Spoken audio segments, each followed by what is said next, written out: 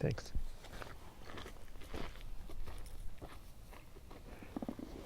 When we hear the birds or see the clouds and rainbows and mountains, the green and the lake, and what is that? What is that? What's happening? It's different than if we were kind of sitting behind the cars in the parking lot, right? There's something's happening.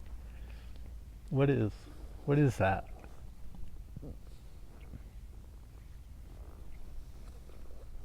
I'm not asking rhetorically. Okay. Like, in your experience, what is that? What is this? It feels like connecting or reconnecting. Okay, there's some kind of connection. Yeah. Presence. So it makes us more present. The connection we get, like, here. Yeah, the proximity, the closeness. We feel close. I often have a sense of gratitude, like I feel like a opening. So there's sort of this higher emotional response of gratitude.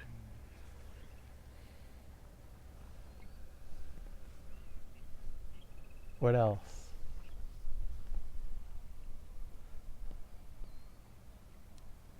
Well, Relaxation. So we like feel grounding and so we feel relaxed. And you were going to say something, Susan? I was gonna. Well, what the word that popped into my head was nature. You know, you were describing this beautiful nature, and we're in our nature. Then there's So it brings us to our nature.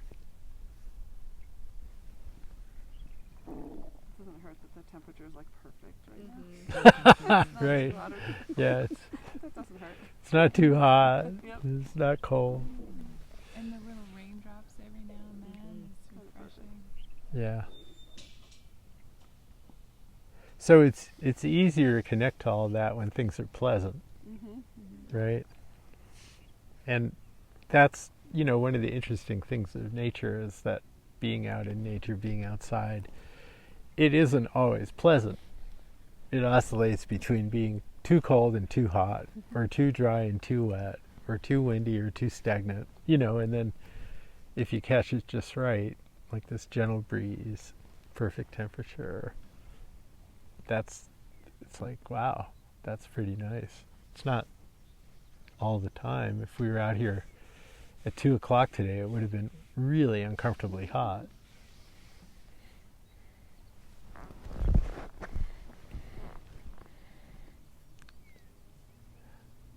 What's the one word that probably we use the most to describe this kind of nature? expansive. No, much broader. Much broader. I mean, expansive is a broad word, but, Like you walk up to a view, right? And what do people always say? Wow. Beautiful. It's beautiful, right? Yeah, they say wow. But then the word that we use to describe this kind of connection to nature is often the word beautiful. And we don't just use it with nature, we can do it with art or with humans or with, like something that we feel really connected to, and we see and feel that beauty.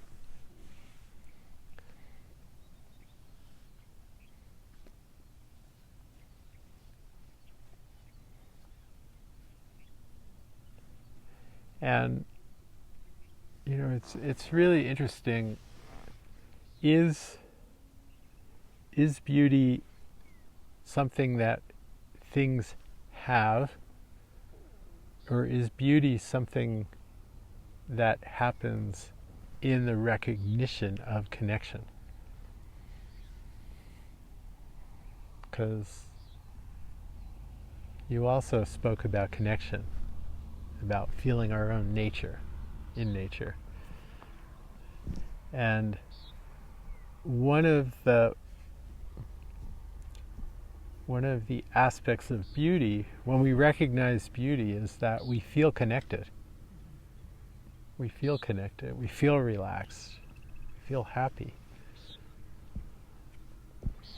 And we tend to then ascribe, oh, well, that sky is beautiful, and this patch of sort of denuded, gravelly ground with these sort of scraggly weeds growing on it. They're not weeds, they're plants, but it isn't beautiful, right?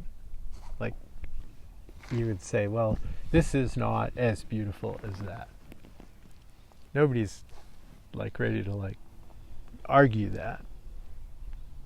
You know, or if we were sitting in the parking lot behind the cars, we wouldn't say, oh, these are beautiful cars.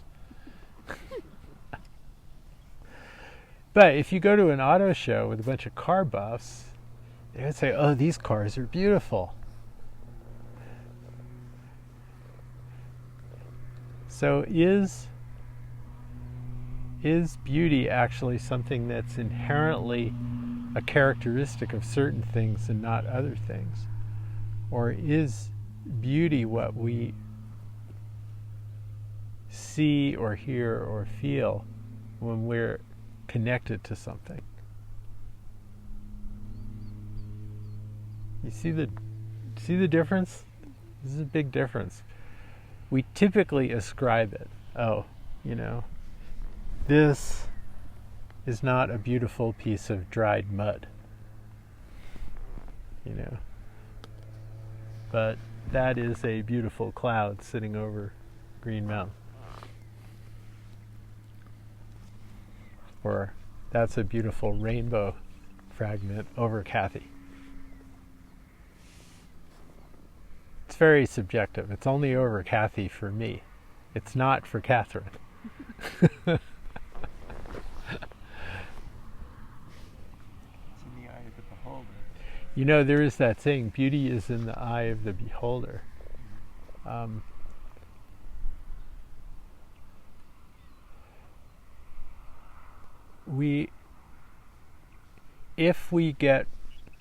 So here's a theory. Here's a postulate. If we get connected enough, everything is beautiful.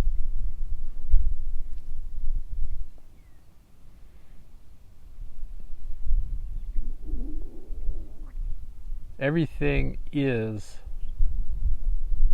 just so. It is just so. The isness of it is the beauty. But we tend to go right past the isness of it when it's common, or it's not that pleasant, or it's not that interesting, or it's not that, you know, the beauty of this is hidden beneath its sort of yuckiness.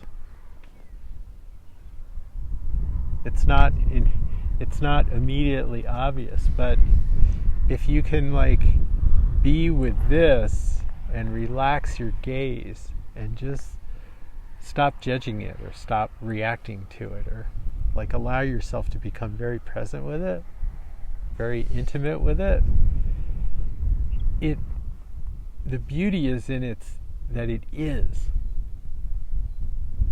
That we stop arguing with it being, oh, you know, it's this sort of brownish gray muddle and it's dirty and, you know, the plants are like half dead, and like we're not seeing, we're seeing a criticism of it, which is very easy. So we're projecting a certain concept or a certain comparison on it. So we're failing to just meet that it is.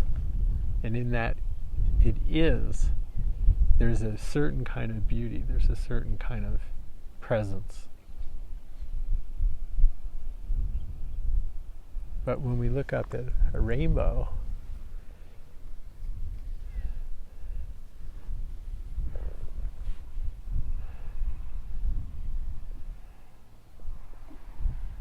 it has a different set of characteristics that let us resonate with its isness.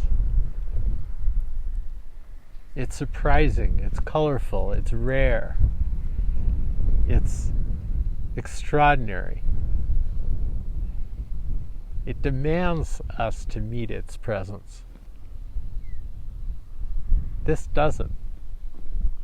It's not demanding it. We have to do a little bit of work to meet the presence of this. That, it's doing the work for us, right? It's jumping out going, look at me. Check this out. I'm not going to be here that long. At some point, that's going to just go poof.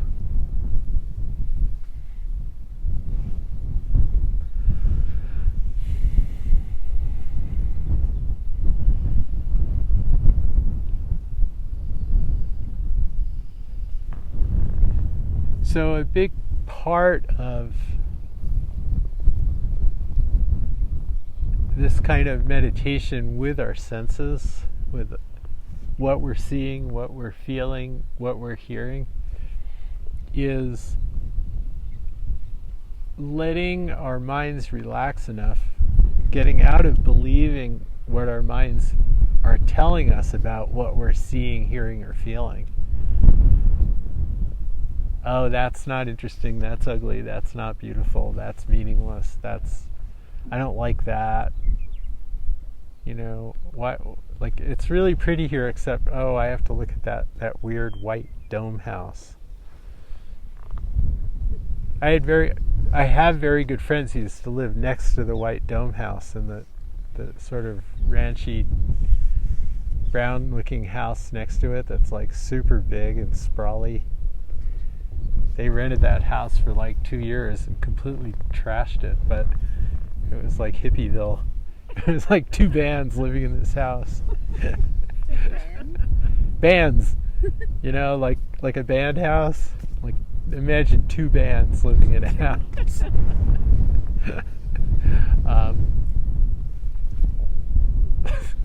a good studio room in there? It's funny because when I looked over there and I was like, oh yeah, that's what that is. I didn't even I just noticed it. But when I remembered that, then all of a sudden I saw it a lot. Could really see it. Before it was just, there's houses. I don't want to look at houses. I'm arguing with the presence of houses on the horizon in my mind. Or cars. It's I'd rather look above that.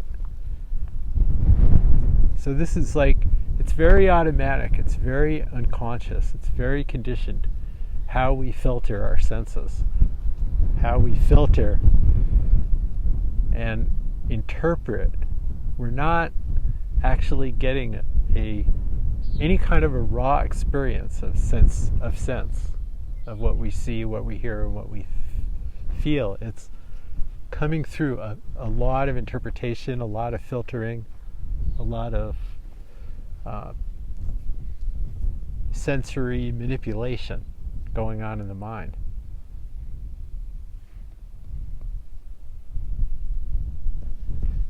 But in meditating, as opposed to other ways of being, we want to try to relax out of that. We want to try to drop underneath that. We want to try to just be present with everything as it is. And when that happens, we start to sense beauty in places that we wouldn't otherwise sense it. That's how you know that it's working. That's, I remember I was meditating with my eyes open, looking at this floor, and it was like this was fake wood, like that. What, not Trex, that's the outdoor stuff. Forget what it's called, like Laminate. the laminate, right? It's like vinyl fake wood laminate, like nothing that you would like, oh, that's so nice, I mean, it's nice if you have kids and dogs and people are being really hard on the floor. It's cheap, and anyway, it's not like, oh, that's so beautiful, like some hand done cherry floor. And I was sitting there looking, and I just like let go of all the attitudes of, oh, it's plastic, it's fake. I was just there with this floor, and it, like, all of the attitudes and judgments and what I know about it, gradually, like, I just was there with the floor, and it was beautiful. Because it was. The beauty was just that it was.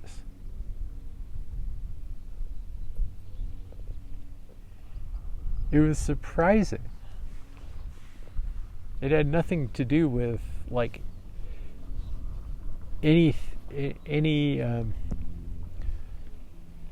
quantifiable or qualitative thing that it had, except that it was. In the same way that, if you can relax with this, get present with this, and start to tease out that sense of beauty in the same way that now there's almost like a hint of a triple there. Oh, wow. That's great. Yeah, there's a lot of rainbow going on right there,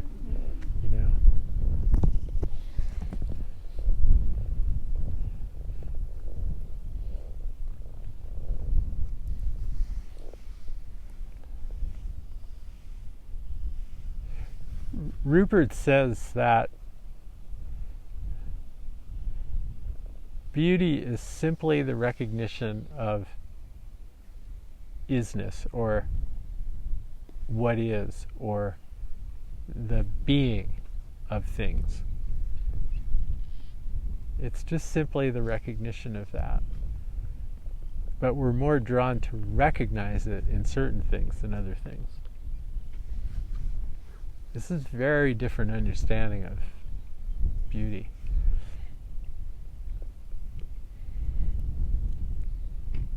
But by being in a place like this, where there is some readily accessible, easier connection to beauty, whether it's a rainbow or the clouds or the birds or the hills or the green, there are things that are more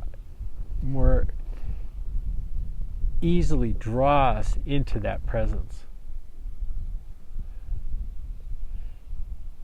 Then if we relax into that, into the things that are easier, then maybe we can start to relax into the things that aren't. Maybe we can realize that, like, it isn't just that, but not this.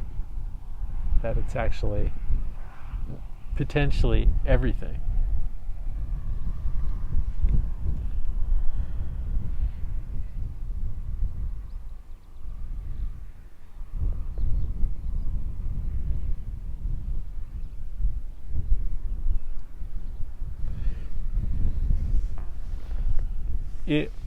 It requires not doing a lot of naming and labeling and analyzing and comparing and all of that. Like, the mind tends to want to do that.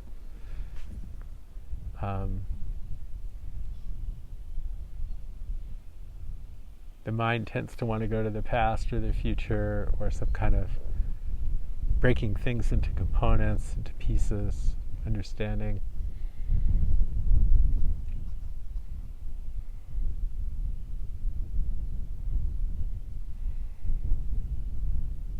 And that makes it much more difficult, if not impossible, then to just take things as they are. This is.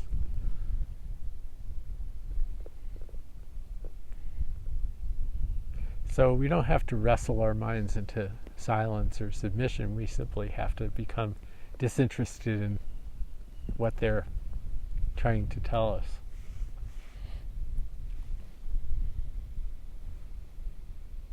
And allow ourselves to just see, hear, and feel without seeing things and hearing things and feeling things. Not dividing it up into discrete things. But just being present with the wash of what is. Some of it is sight, some of it is sound, some of it is sense. But it's not discrete things. It takes the mind, it takes thought to create discrete things.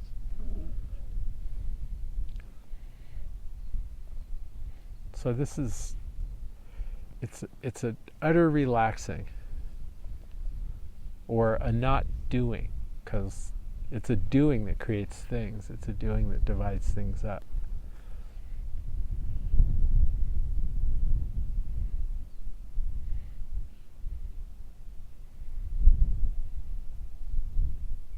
So you're not looking for beauty. You're not trying to create it. You're not trying to, let me see the thing that's most beautiful. Because that's an activity of the mind. That's an activity of discernment, of carving things up. More beautiful, less beautiful. More interesting, less interesting. More pleasant, less pleasant. It's being awash in the total experience and allowing it to be exactly how it is, without any attempt at interference or improvement or focusing.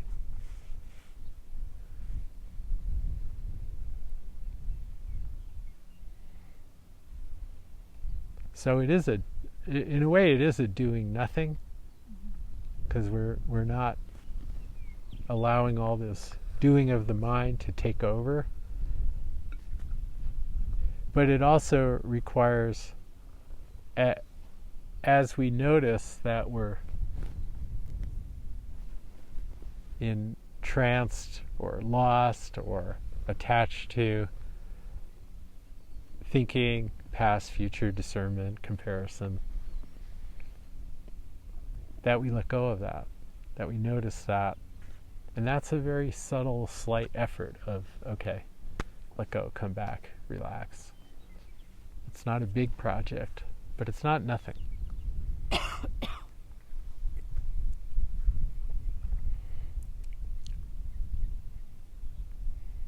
So as I talked about last week, with the eyes, it's a very soft focus.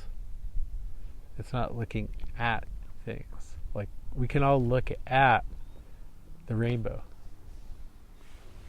or rainbows, or the colored clouds, or whatever they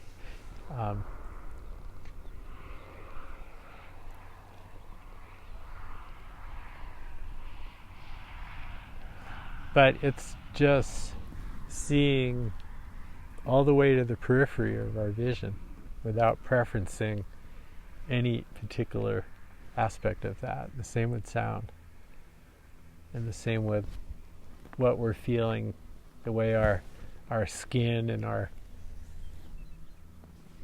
feeling connects us to the air and to gravity and to the ground and to the sun and coolness of the breeze, etc.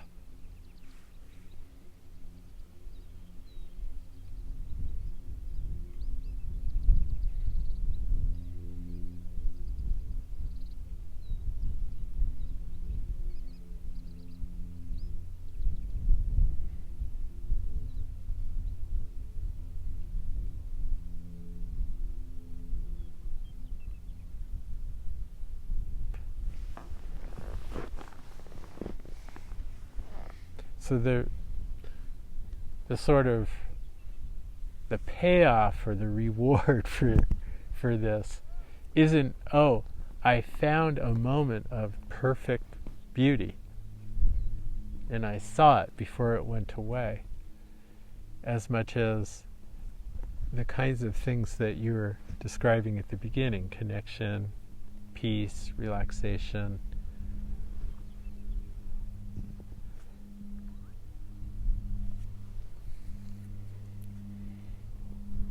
That becomes more and more unconditional. It's not requiring the perfect lighting to create a rainbow, which is continuing to fade. There's a little bit left, but then it's not like, oh, when that goes, then there's nothing to see. There's nothing to see here. We're done. It's like, no, it's whatever. It's wherever, however.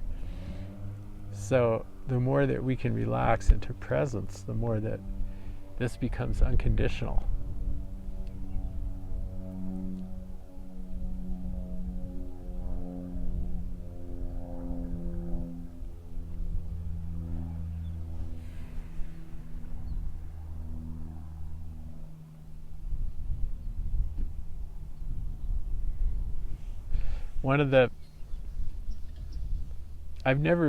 I'm not like somebody who's like, oh, I'm really into art.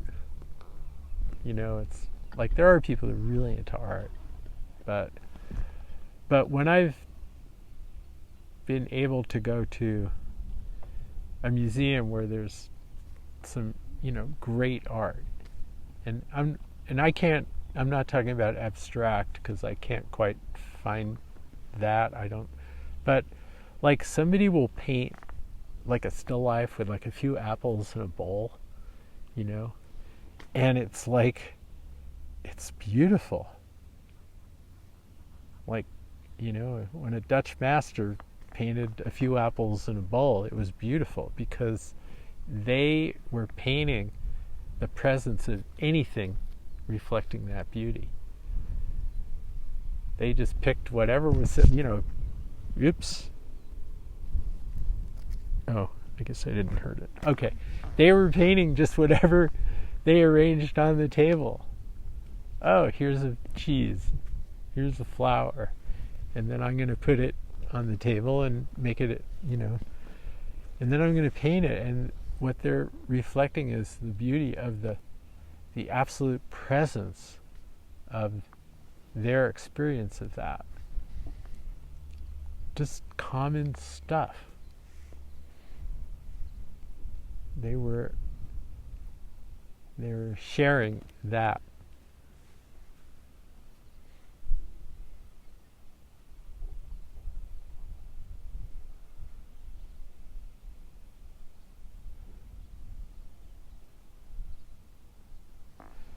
So we don't necessarily have to develop the skill and talent necessary to paint it, but we can easily sink and relax into a presence where we can experience it.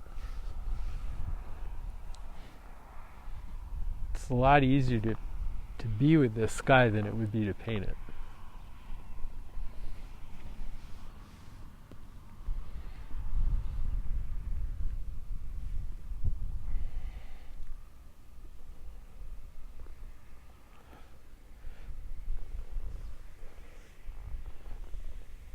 So is that kind of a clear instruction set?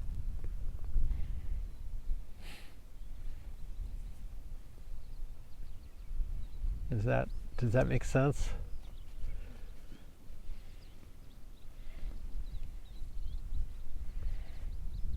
So it's just enough effort to keep like, okay, when I get lost, I'm coming back. But let the presence of everything do the work. Don't try to grab anything. There's nothing to grab. Well, what I hear you saying in a nutshell is dropping the identification with the thoughts and feeling this experience. Yes. That's definitely a part of it, is not identifying with or believing or following or encouraging all the ways that our thought divides things up and says, that's worth looking at, and this isn't. Yeah. And this is why, and this is... That's all mind stuff. Yeah. Yeah. And it goes really deep. It goes really deep. And it goes really deep because it's survival. Because if we were like non-technological indigenous humans living out here, that discernment was the only thing between living and dying. Yeah, it's necessary. Yeah. And it's still necessary when you go into the supermarket. Like, Right. you know, what do you need and what don't you need? I mean, but for the purposes of meditation and connection and beauty and relaxation and feeling non-separate, that gets in the way. Absolutely. So we can take a vacation from all that and just be here.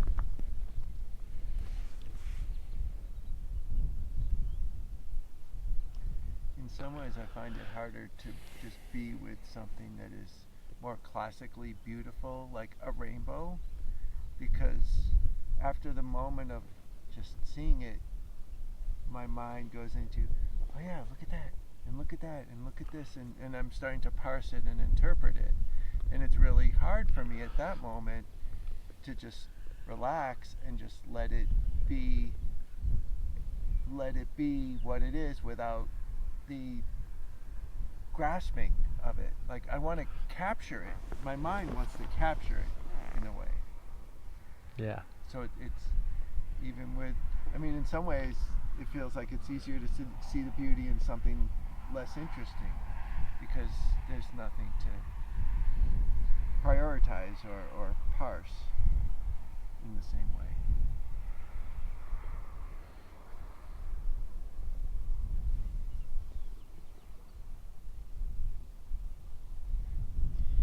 Yeah, because I think rather than saying, oh, that's a beautiful rainbow, and being focused on that object there, just taking in the whole experience is, it's less of an identification. It's just being, and then everything is beautiful because it's all one. There's the oneness Yes. of everything. There's nothing better or worse about anything. It's just a conditioning. So find a place. We don't have to sit in a circle. You can sit with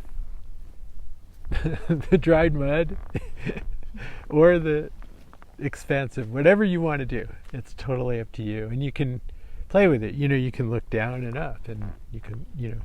So, but just find a spot, and then we'll meditate. And see how relaxed you can get into presence.